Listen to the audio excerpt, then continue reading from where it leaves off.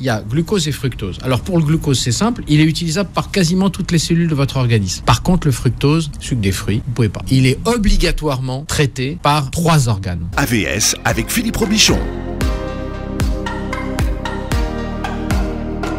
Voilà, AVS, ça veut dire à votre santé. Bonjour, bienvenue, ravi de vous retrouver. On retrouve ce matin le docteur Réginald Allouche qui est avec nous. Bonjour docteur.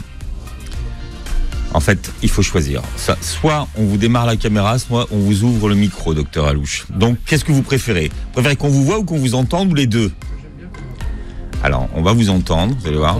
On m'entend, si on ne voit pas, on peut faire plein de choses en même temps, et puis ça, le message peut être analysé presque en subliminal, comme ça. C'est tellement magique qu'en même temps, on est en train de régler le son de votre voix. Voilà. Pour ceux qui vous découvrent aujourd'hui, vous êtes nutritionniste, ingénieur biomédical, médecin et chercheur dans le domaine de la prévention du diabète et du surpoids.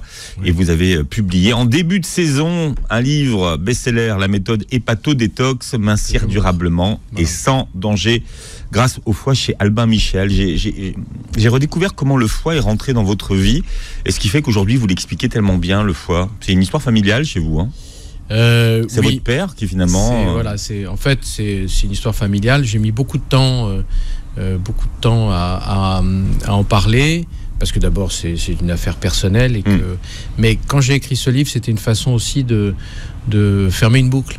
C'est-à-dire que au fond, le foie, il est rentré dans ma vie par hasard, parce que mon père a bien entendu malheureusement une maladie hépatique qui était liée en fait à des comportements alimentaires, pas d'alcool, puisqu'on ne boit pas d'alcool, et que au fond il s'est retrouvé avec un foie malade et dessus une hépatite, et il a fait ce qu'on appelle une hépatite chronique active. Voilà. Et je suis rentré chez moi, je l'explique dans la préface du livre. Et c'est pour expliquer pourquoi aujourd'hui cet organe que vous ne connaissiez pas quand vous étiez ado j'avais 16 ans. Est devenu votre spécialité. Voilà, enfin c'est ma spécialité, c'est le foie. Il y a des illustres et éminents hépatologues et auxquels je rends hommage d'ailleurs dans le livre, parce que l'hépatologie, c'était un métier quand moi j'ai fait mes études où au fond il n'y avait pas de traitement. Un hépatologue, c'était quelqu'un qui cherchait, qui se prenait des gens en main quand ils avaient des hépatites ou des cirrhoses ou des fibroses, mais ils n'avaient aucun traitement. Et il faut vraiment leur rendre hommage, parce que en 30 ans, aujourd'hui, on guérit de l'hépatite C. Je vous rappelle que l'hépatite C, c'était une hépatite qui tuait. On sait faire des greffes de foie pour les gens qui ont des cirrhoses ou des cancers. Et je pense que vraiment, aujourd'hui, s'il y a des gens qui ont vraiment travaillé en 30 ans, s'il y a une spécialité qui a beaucoup bossé et qui a avancé, c'est l'hépatologie. Moi, je ne suis pas hépatologue au sens spécialité, professeur agrégé d'hépatologie. Mais je trouve que vraiment cette spécialité que j'ai connue un peu à mon corps défendant quand mon père est tombé malade, je trouve que cette spécialité a beaucoup bossé, et je pense que le foie, qui est un organe qui ne parle jamais, puisque je vous rappelle qu'il n'y a pas de fibre nerveuse dans le foie, et que donc vous n'avez jamais mal au foie. Quand vous avez vraiment mal au foie, c'est que ça va pas bien. Alors quand je dis mal au foie, c'est pas mal à la vésicule. Vous savez que les gens disent j'ai souvent mal au foie, en fait c'est souvent la vésicule qui fait mal. Le foie, lui, est un organe totalement asymptomatique, et il faut le respecter. Pour le respecter, eh bien, il faut des comportements alimentaires et des comportements même de tous les jours. Je pense à l'exercice. Je vous expliquerai pourquoi l'exercice physique est bon pour le foie. Eh bien, il faut le respecter, parce que c'est lui qui est le garant. Vous savez, le foie, il fait plus de 100... Il a une centaine d'actions. Alors, qu'est-ce qu'il fait ? C'est lui qui régule la glycémie. Personne d'autre. Le pancréas, il fait l'insuline. Celui qui régule la glycémie, qui la maintient avec une glycémie à jeun entre 0,8 et 1,05, c'est le foie. Il stocke le fer, il stocke les vitamines, il vous débarrasse de vos toxines. Enfin, c'est un organe d'ailleurs qui est monstrueux. C'est le plus gros organe quasiment de votre organisme. C'est un organe il pèse plus de 3,5 kg. Donc il filtre à peu près 1,5 litre de sang par minute. Pour vous donner une idée, le cœur, il pompe seulement 4,5 litres. Et le foie, non seulement il voit passer 1,5 litre, mais en plus, il filtre. Donc c'est un organe vital. Quel est, docteur Allouche, le point commun entre les haricots verts, les tomates, l'avocat, l'aubergine, le poivron, les piments, le concombre, la courgette ou encore l'olive ? Alors là, il y a un petit mélange. En gros, on appelle ça les légumes, bien que la tomate, c'est un fruit. Et ce sont des légumes qui ont un avantage énorme, c'est qu'ils ont d'abord des minéraux, des vitamines, de l'eau et des fibres. Les fibres, il faut bien voir qu'on doit alimenter aussi notre flore bactérienne intestinale, puisque je vous rappelle que vous avez 10 fois plus de germes dans votre flore bactérienne intestinale que de cellules dans votre corps. Donc en fait, elles sont absolument vitales pour votre organisme et votre santé. Et en fait, les légumes, c'est vraiment des gens avec qui il faut faire une nouvelle alliance. Parce que... ça, c'est visiblement, ce sont des fruits. Oui, enfin, ce sont des fruits. Oui. Oui, parce qu'on va parler des fruits aujourd'hui. Oui. C'est quoi la différence entre un fruit et un légume ? Par exemple, la fraise, c'est pas un fruit. La fraise, c'est parce que tout simplement, ça correspond à des catégories aux catégories que les spécialistes dans les fruits et légumes ont donné. Parce que c'est d'où vient l'arbre, d'où vient la racine, et après on les classe. Moi, en tant que nutritionniste et en tant que spécialiste de la nutrition et amateur de nutrition, je pense qu'il faut rester très près de notre réalité. Notre réalité, c'est qu'une courgette, c'est un légume, et qu'il faut surtout éviter de mettre la confusion. Pourquoi ? Parce que vous avez des gens encore qui pensent que les pommes de terre sont des légumes. Les pommes de terre sont des féculents. Donc à ne pas ranger dans les mêmes catégories. Voilà, donc au fond, entre un fruit et légumes, ce qui va changer, c'est le sucre. Alors on va parler justement des fruits, puisque l'été c'est la saison des fruits et les gens mangent plus de fruits l'été que l'hiver. Les fruits, est-ce qu'on peut en manger autant qu'on veut ? Non. Alors ça, je vais être très clair. Non. Le fruit, si vous voulez, c'est comme le légume, mais avec en plus du sucre. Sauf que les légumes, vous dites toujours qu'on peut en manger comme on veut, autant qu'on veut. Comme on veut, parce qu'en fait, dans les légumes, il y a pas il y en a très très peu. Il y a très très peu d'un sucre particulier aux fruits qui est le fructose. Voilà. Alors il faut, pour les auditeurs, parce que il y a pas Yaka Faucon, et je vous remercie de me donner la parole parce que j'ai le temps d'expliquer. Dans les sucres, il y a plusieurs types de sucres. Vous avez le sucre en poudre, le blanc, c'est le saccharose. Et le saccharose, c'est une association de glucose et de fructose. C'est deux, on appelle ça un disaccharide. Voilà. Et puis vous avez un monosaccharide qui est le fructose, qui est le sucre des fruits. Alors, c'est la même chose, c'est le même sucré. C'est un sucre naturel en fait. C'est un sucre tout à fait naturel. Est-ce que le foie aime le fructose ou pas ? Alors justement, le problème c'est que le glucose, qui est en fait ce qui va vous permettre de faire l'énergie. On dit souvent le glucose, c'est le carburant de l'organisme. C'est pas tout à fait ça. C'est que le glucose, quand il rentre dans la cellule, ensuite il rentre dans un cycle qu'on appelle le cycle de Krebs, et il va faire de l'ATP, c'est-à-dire de l'énergie. Voilà, c'est comme ça que ça marche. L'ATP. Bon. L'adénosine triphosphate. Et c'est ça qui va faire l'énergie de votre organisme. Donc le glucose, en fait, provoque la mise en place de l'énergie, ce qui vous permet d'être en vie, parce que la vie, c'est l'énergie. Voilà. Et donc ce glucose, au fond, le saccharose, il y a glucose et fructose. Alors pour le glucose, c'est simple, il est utilisable par quasiment toutes les cellules de votre organisme. Par contre, le fructose, vous ne pouvez pas. Donc le sucre des fruits. Sucre des fruits. Donc qu'est-ce qui se passe ? À ce moment-là, le sucre des fruits, il est obligatoirement traité par un organe, voire au fond 3 organes. Il est traité d'abord par l'intestin grêle. Quand il voit arriver, vous savez, vous mangez, ça va dans l'esophage, l'estomac, dans le duodénum, qui est le début de l'intestin grêle, et après il commence dans l'intestin grêle. C'est un intestin grêle, ça fait 4 mètres, c'est un tuyau qui est tout recourbé, et là il commence à être absorbé. Voilà. Mais les capacités d'absorption et de transformation du fructose en glucose, parce que vous avez bien compris, pour utiliser les sucres que vous mangez, il faut les transformer en glucose. Donc le fructose, pour le transformer en glucose, l'intestin commence, mais très vite il est débordé. Et donc après c'est le foie. C'est le foie, lui, qui va le traiter. Et le problème, c'est que quand le foie voit du fructose arriver, ça lui demande beaucoup de travail. Et il va faire beaucoup d'enzymes pour le transformer en glucose. Et quand il fait ça, il est très occupé. Et souvent, pour organiser son travail, il va stocker une partie sous forme de gras. Et c'est ce qui s'appelle le foie gras, qui mènera à la stéatose hépatique. Donc même quelqu'un qui mangerait beaucoup de fruits pourrait arriver à ce stade-là. Si quelqu'un mange, par exemple, je sais pas moi, 8 fruits par jour, eh bien il peut arriver justement à faire du foie gras. C'est pour ça que il faut toujours faire très attention avec les jus de fruits, parce que quand vous prenez une orange, vous pelez l'orange. Vous ouvrez les quartiers, vous enlevez un petit peu la peau qui reste, tout ce qui dépasse. Voilà, vous allez manger, vous allez mettre 2-3 minutes à la manger, vous allez mâcher. Le jus va aller dans l'estomac, l'acidité de l'estomac va commencer à travailler les fibres, va les découper, puis ça rentre dans l'intestin, et à ce moment-là, on utilise le fruit. Quand vous avalez un jus de fruit, un jus d'orange, c'est 4 oranges. C'est exagéré. 3 oranges. Ouais. Bon, est-ce que vous allez manger 3 oranges au petit déjeuner? Ça m'étonnerait. Parce qu'il vous faudrait 3 fois 3 minutes, ça fait 9 minutes déjà rien que pour manger vos oranges. Et en plus, à mon avis, après la première orange, vous n'aurez plus envie de... Même si c'est 2 déjà. Même si c'est 2, voilà. Ouais. Donc, qu'est-ce qui se passe? Le grêle, l'intestin grêle commence à s'occuper du fructose qui vient d'arriver, mais c'est surtout le foie qui va tout prendre. Mais en jus, il y a autant de fructose. Dans un jus de fruits, il y a autant de fructose que si on mangeait 2 ou 3 oranges? Dans le jus de fruits, ouais. Vous avez autant de fructose que si vous mangiez 2 ou 3 oranges. Voilà. Donc un fruit, ça se mâche. Un fruit, ça se mâche. C'est ça que vous voulez dire? Exactement. Ça ne se boit pas. Ça se mâche. Alors, attention.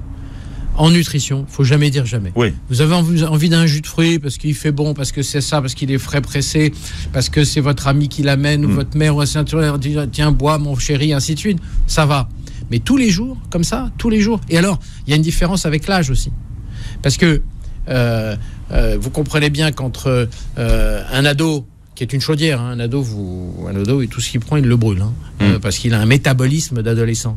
Et quelqu'un de 50 ans, c'est pas tout à fait la même chose. Donc, il y a des comportements alimentaires que vous pouvez accepter pour un jeune, mais auxquels il faut faire attention quand on est âgé. Je dirais qu'en plus, n'oubliez pas, quand on a 50 ans, on prend des médicaments. Les médicaments, ils sont métabolisés par le foie. Si le foie est tout le temps encombré par du fructose, il ne va pas bien métaboliser. Ça lui demande du boulot en plus. Ça lui demande du boulot en plus. Et donc, les médicaments vont être plus actifs, plus longtemps. Alors, c'est simple, mais pas toujours. Par exemple, vous expliquez que la banane et la mangue, ce sont des fruits, mais qui ne se comportent pas comme des fruits. Alors, c'est particulièrement la banane, qui est un fruit qui a de l'amidon. Elle n'a pas que du fructose, elle a aussi de l'amidon, comme une céréale. Ouais. Et donc, en fait, elle a une charge glycémique qui est très, très importante. La banane, si vous voulez, la banane, le pruneau, la datte, c'est des fruits de survie. On peut vivre avec ces fruits-là, parce qu'ils amènent beaucoup d'énergie, ils amènent un peu de vitamines, ils amènent des fibres. Mais caloriquement, c'est des choses costauds. Hein. La date, c'est probablement... la date a un énorme symbole, vous le savez bien. Ouais. C'est le fruit qu'on va prendre. Même une date, ça peut vous donner l'énergie pour une demi-journée. Donc, vous prenez une date, mais je parle bien d'une ration de survie. Hein. C'est-à-dire qu'on est dans des conditions difficiles, on prend une date, on prend 3 dates et on peut avoir une vraie... On est tranquille. On est tranquille. Pour la soirée. Voilà, exactement. Donc, quand vous dites que la banane et la mangue, ça se comporte comme presque des féculents, finalement. Oui, voilà. Qu'est-ce que ça veut dire dans la consommation? Si on n'a pas de diabète. Oui. Alors, voilà, très très bonne remarque, Philippe. C'est que si on n'est pas diabétique, au fond, manger une banane, ça n'a pas de conséquences. Maintenant, si on commence à avoir un prédiabète, c'est-à-dire une glycémie qui est limite entre 1,05 et 1,26, je vous rappelle, le diabète, c'est quand on a au-delà 2 glycémies à jeun à 15 jours d'intervalle au-dessus de 1,26 grammes par litre. Voilà. Mais si on est dans cette zone grise de prédiabète et qu'on mange régulièrement des bananes, on envoie à notre organisme un choc sucré qu'il va falloir traiter. Et comme il est déjà un peu fatigué, à ce moment-là, c'est pas le fruit que je recommanderais pour ça. Vous avez, en gros, les bons fruits. Les bons fruits, c'est pommes, poires, melons. Si on est raisonnable, c'est-à-dire qu'on prend un quart de melon, c'est pas une grosse charge. Si on prend une fine tranche de pastèque, ça va. Si on prend on prend des pommes, des poires, ça je crois que je l'ai dit. Et après, quand on rentre dans l'orange, la banane, et ainsi de suite, on commence à avoir des charges. Là, par exemple, si on prend les fruits de saison, comme les abricots, les pêches... Les abricots et les pêches sont très sucrés. C'est normal, c'est l'été. Donc, elles sont gorgées, elles ont été chauffées par le soleil, et donc, elles ont beaucoup plus, c'est 2 fois plus, en fait. Les pêches, en termes de... En gros, un fruit, c'est 10 grammes de sucre, de fructose, en gros. Grosso modo. Il y en a à 6. Le quart de melon, c'est 6 grammes. L'abricot, c'est pour 100 grammes, c'est 20 grammes. Donc, vous voyez, il y a comme ça, en gros, c'est 10 grammes. Dès que vous rentrez dans les fruits d'été, ça dit pêche, nectarine, abricot, et ainsi de suite, vous êtes plutôt à 18-20 grammes. On parle des fruits et du fructose et le foie. Comment le foie se comporte-t-il avec le fructose? Je vous ai posé des questions sur 2 fruits tout à l'heure. qui sont les cerises. Alors les cerises, on arrive en fin de saison, et le raisin. Et là, on va arriver au début de la saison. Donc comment la se cerise, comporter vis-à-vis de ces fruits-là? Alors la cerise, elle a un double inconvénient. Bon, c'est un super fruit charnu, très bon, très goûteux, très tout ce qu'on veut, mais c'est un fruit très sucré. Et surtout, on ne peut pas gérer la quantité. C'est-à-dire que c'est très difficile de s'arrêter après 2 cerises, 3 cerises, 4 cerises. Oui, non, ça n'a pas de sens. C'est impossible. Ouais. Et le raisin, c'est un peu la même chose. C'est un fruit extrêmement sucré, le raisin. Et donc, quand vous mangez du raisin aussi, vous ne pouvez pas vous arrêter. Et c'est très compliqué. Voilà. Donc, c'est pour ça que lorsqu'on fait un petit peu attention à son foie, on regarde les bananes, les cerises et les raisins avec un peu de circonspection. Il faut faire attention. Mais encore une fois, il ne faut jamais dire jamais. Hein, vous pouvez manger des cerises de temps en temps, vous pouvez manger une banane ou une demi-banane. Ce qu'on peut faire aujourd'hui, parce que vous avez des bananes monstrueuses maintenant dans le commerce. Hein. Vous faites une demi. Moi, c'est mon cas, par exemple. J'adore les bananes. Et un jour sur 3, c'est une demi-banane. Voilà. Et comme ça, j'ai pas de compulsion quand je vois des bananes en me disant oh, je rêve d'une banane. Je pense que ce qu'il faut, c'est gérer, c'est à la fois avoir la balance entre ses envies et ses nécessités en termes de santé. Il faut jamais dire jamais, parce que si vous faites ça, vous n'en sortez pas. Si vous êtes invité, il faut, et que vous faites attention, il faut jamais dire jamais. Il faut pas dire non à la maîtresse de maison, parce que sinon elle va vous forcer. Tout le monde va vous regarder en vous disant mais oui, mais arrête de faire un régime, mais pourquoi, mais ça sert à rien, mais tu es jolie comme ça, et ainsi de suite. Il faut juste gérer. Il faut jamais dire non, il faut prendre et il faut laisser. Encore une fois parler de moi, mais quand il y a un dessert qui me plaît, j'en prends, j'en mange un peu, vraiment j'apprécie les 2-3 bouchées en me disant c'est génial, et puis j'arrête. Voilà. Ou alors vous faites j'ai une bonne idée pour vous, vous allez l'adorer, c'est on fait une petite compote. Ah non, alors les compotes non, s'il vous plaît soyez gentils. Les compotes c'est du fructose pur. Alors les compotes. Pourquoi on peut les pommes et pourquoi on peut pas les compotes? Non, parce que les pommes, quand vous allez la mâcher, vous allez manger. Vous savez combien il faut de pommes pour faire une compote pour 3? Il faut une dizaine de pommes. Donc quand vous mangez une compote, vous en mangez 3 des pommes. Déjà, il y a toujours du sucre, souvent, parce que pour enlever l'acidité de la compote, on met un peu de sucre en poudre. Et alors même si on en met très peu, et si c'est une compote maison avec des pommes bio, enfin, la pomme, c'est à peu près 8 grammes de fructose. La compote, vous allez en prendre 3 fois 24 grammes de fructose, c'est-à-dire l'équivalent quasiment de 5 morceaux de sucre. C'est pas possible. Mais les fruits qui sont cuits se comportent comment d'ailleurs d'un point de vue du sucre? Quand les fruits sont cuits, ils concentrent le sucre. Pour la même bouchée, vous en avez, parce qu'ils sont ratatinés, donc vous en avez un peu plus, et puis ils sont confits un petit peu. En général, quand on les cuit, on les nappe ou on fait quelque chose dessus. Les fruits secs, c'est pareil. Le fruit sec, c'est 5 fois la valeur du sucre du fruit de base. C'est-à-dire qu'un abricot sec, par exemple, c'est 5 fois. Pour la même quantité, hein. Pour la même quantité de sucre. Voilà. Donc la même quantité d'abricots, pardon. C'est 5 fois. Donc voilà. Donc c'est pour ça que l'abricot sec, c'est bien. Les pruneaux, les abricots secs, c'est bien pour le transit, parce qu'il y a des fibres. C'est très riche en fibres. Mais il y a une quantité de sucre. Donc un abricot sec, c'est bien. La même quantité d'abricots en abricot sec, c'est pas bien. On parlait de la peau des citrons. Oui. Est-ce que ce qu'on dit pour les citrons, c'est valable pour tous les fruits? Oui, en gros, oui. Les oranges, oui. La peau, oui. La peau, en général, a beaucoup d'oligo-éléments, beaucoup de vitamines, beaucoup de minéraux. Ce qui veut dire qu'il ne faudrait pas peler certains fruits. Le problème, c'est que c'est assez simple à comprendre. Quand on traite un verger, et qu'on met des pesticides, parce que sinon ils sont rongés par les vermines, ça se dépose sur la peau. Plus on s'éloigne de la peau, plus on rentre vers l'intérieur, moins il y en a. Donc le problème, c'est ça, c'est-à-dire sauf si c'est bio et non traité, à ce moment-là, ça veut dire qu'au fond, pour bien manger des fruits, l'idéal serait d'être proche du producteur. C'est tout l'économie locale. Hein. Voilà. Et aujourd'hui, on n'est pas dans ce modèle-là. Puisqu'aujourd'hui, on va chez les producteurs, on achète, on stocke, on centralise et on distribue par la grande distribution. Donc on est loin de ce modèle. Bien que les grands distributeurs ont compris que leur avenir, il était dans le local. Il y a beaucoup d'enseignes aujourd'hui de grande distribution qui disent on travaille local. Et je crois qu'ils ont raison. C'est comme on redevient locavore. Voilà. Pour les personnes qui sont diabétiques, on prend en compte les cycles circadiens, oui. Est-ce qu'il y a des bons moments pour manger des fruits dans la journée? Et combien de fruits il faudrait manger dans l'idéal? Alors vous avez souvent interviewé ici un grand spécialiste de la l'agronutrition qui est le docteur de la Baule, qui dit lui que il faut manger le fruit lui à 4 heures. Alors lui il dit à 4 heures parce que En tout cas, ou dans l'après-midi, parce qu'il y a une baisse de c'est-à-dire que la vigilance. Moi, je suis un farouche partisan de la collation avec un fruit à 4h, 5h, à heure fixe. Et je le rejoins là-dessus parce que c'est à ce moment-là où on a besoin d'un petit coup de boost, où il ne va pas y avoir de gras en même temps, qui fait que si on a une petite sécrétion d'insuline, parce qu'il y en a toujours une avec le fructose. Vous savez que le fructose n'est pas... c'est pas le pancréas qui le gère. Non, c'est pas le pancréas qui le gère, bravo, c'est le foie. Et pas l'insuline. Et donc, vous n'aurez pas les effets indésirables d'un shoot de sucre, parce qu'il est 4h, 5h, que vous avez encore 2-3 heures de mobilité, vous allez bouger. Et puis, non, ce qu'il faut, c'est éviter de prendre les fruits en dernier ressort le soir après un repas. Parce que là, on va se coucher avec.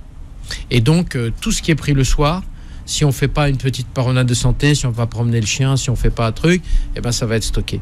Et malheureusement, aujourd'hui, vous avez de plus en plus de gens qui sautent le petit déjeuner, qui mangent très peu à midi, parce qu'ils ont du boulot, ils ont des transports, ils rentrent le soir et là, ils se lâchent. Et comme ils se lâchent, ils stockent. Voilà. Donc, il vaut mieux inverser et prendre un bon petit déjeuner, prendre son temps. C'est toujours la même chose. Si on veut que votre corps vous respecte, il faut le respecter. Donc il a des rythmes, le corps. On se lève le matin, et ben on va manger, on se fait un bon petit déjeuner, et puis après on va manger à midi, à heure fixe, à 1h, et puis on fait sa petite collation à 4-5 heures pour pas se précipiter dans le frigo à 8h30, 9h, parce que on est tous pareils. Si on n'a pas mangé la journée, qu'on a eu une journée fatigante, on rentre chez soi, on ouvre le frigo, puis on y va. C'est le fromage, le pain, le machin, le truc. Et là, c'est la porte ouverte à tout. Donc, si on veut arriver à 8h30 chez soi et pas crever de faim, il faut faire une collation. Même si vous n'avez pas faim, il faut faire cette collation et surtout faire une petite interruption, une petite pause d'un quart d'heure, une petite boisson chaude, un petit fruit. Je pense à moi. Il faut... Je veux dire, vraiment, c'est ce que je répète à l'envie. Si vous voulez avoir une bonne santé, il faut que vous redeveniez la personne la plus importante de votre vie. Il faut que vous fassiez des choses pour vous. Parce que si vous faites des choses pour vous, que vous vous sentez bien, que vous avez la santé, si on a la santé, on a des projets. Si on n'a pas la santé, on n'a plus de projets. Et si on a des projets, on peut se tourner vers les autres et aider les autres. Voilà, et le docteur Alouche est avec nous, Régina Alouche. Alors on nous demande où vous consultez, docteur Alouche. Écoutez, moi je suis sur Doctolib, il suffit d'aller sur Doctolib de docteur Réginald Lalouche et voilà, je serais ravi de rendre service et de rencontrer les gens qui veulent me voir. Et est-ce que vous appelez les fruits à coque? Qu'est-ce que vous appelez les fruits à coque? Alors c'est les fruits, les oléagineux, c'est-à-dire que ce sont des fruits à coque, c'est les noisettes, les noix, les amandes, puisque les amandes, je rappelle, quand elles sont dans des coques, les noix de cajou, les noix de pécan, en fait, ce sont des oléagineux, c'est-à-dire qu'ils sont principalement constitués de gras. Mais il y a des bons et des mauvais dedans. Il y a plus de bons que de mauvais. Donc, ce qu'il faut, c'est les consommer avec modération. Pourquoi? Il faut les consommer, mais en les limitant. Parce que c'est quand même des calories. Je vous rappelle qu'un gramme de gras, c'est 9 calories. Même si c'est du bon gras. Même si c'est du bon gras. Mais par exemple, il est très utile, par exemple, le matin, de manger 2 ou 3 noix de Grenoble, là, vous savez, que ça font casse. Ouais. Parce que quand vous allez les manger le matin avec votre petit déjeuner, eh bien, elles vont favoriser la satiété. Vous n'aurez plus faim jusqu'à 1h de l'après-midi. Voilà. Qu'est-ce que vous pensez des fruits surgelés? Très bien. Les fruits Alors, le surgelé, je vais vous dire, je sais que ça n'a pas une belle image. Mais alors, je trouve parce qu'il y a des rayons, chez Picard, maintenant, vous pouvez acheter pas mal de cassis, de framboises. Je recommande ça, je vais vous dire pourquoi. Parce que le problème, c'est la disponibilité. Qui peut faire ses courses tous les 2 jours? Quand on fait du bio, il faut faire ses courses tous les 2 jours. Vous vous rendez compte? Donc, faire ses courses tous les jours, c'est quasi impossible. Avoir des fruits frais, des légumes frais. Et pourtant, c'est ça la clé. C'est les fruits frais, les légumes frais. Je dirais même les légumes frais et les fruits frais. Donc, le surgelé, ça fonctionne comme fruit. Ah oui, tout à fait. Manger 5 fruits et légumes, moi je dirais manger 5 légumes et fruits. Parce que les gens confondent. Ils se disent, tiens, je vais manger 5 fruits, ça suffit. Non, 5 fruits, c'est beaucoup. Vous comprenez? Il faut manger des légumes, parce que les légumes, c'est des fibres, c'est plein de choses. Donc, les fruits surgelés, oui, 1000 fois oui. En plus, en général, si vous allez dans la marque que vous avez citée... Picard ou Thirier, Carrefour, machin. Ils sont déjà coupés. Donc vous avez des portions, vous pouvez prendre une petite portion. Ouais. Donc le matin, vous avez votre petite portion de fruits, vos 2 tartines de baguette tradition de pain au levain, un peu de beurre non salé, et puis quelques noix. Et là, vous avez un petit déjeuner qui est bien entendu assez glucidique, mais au moins qui va vous permettre de tenir jusqu'à 1h de l'après-midi. Est-ce que les fruits en bocaux, c'est comme les compotes ou c'est différent? Bocaux, je pense aux pêches, aux poires, à tous les trucs qu'on peut voir. Quand vous dites les pêches en bocaux, vous dites les fruits au sirop. Ah, Voilà. d'accord. Donc sirop, ça veut dire sucre. Ouais. La plupart de ces fruits-là sont extrêmement sucrés. Vous les trouvez par exemple en boîte aussi, on trouve des pêches au sirop. Ça, c'est extrêmement sucré. Non, pas bonne Donc, idée. non. De temps en temps. De temps en temps, vous avez envie, vous avez des trucs, c'est bon. Mais tout le temps, non. C'est pas des fruits. Non, c'est pas C'est- des fruits, c'est des fruits transformés. C'est du sirop. C'est plus vous vous éloignez du fruit original, Hmm. plus vous avez des ennuis. D'accord ? Parce que alors, si vous pouvez faire des sorbets, mais les sorbets, vous avez, c'est l'équivalent du jus en glacé. Donc de temps en temps, oui, mais en faire. Aujourd'hui, le problème, c'est qu'on a des repas de fête et des desserts de fête tous les jours. Docteur Aluche, vous renvoyez l'émission sur la chaîne YouTube de Beurre FM. Vous réécoutez le podcast sur beurrefm.net et puis vous pouvez lire la méthode hépato-détox. Voilà, on parle Chez de Albin détox Michel, du foie. Ouais, chez Albin Michel, c'est votre dernier livre. Merci, docteur Aluche. Merci Philippe. Voilà, et bonne journée, santé sur Beurre FM.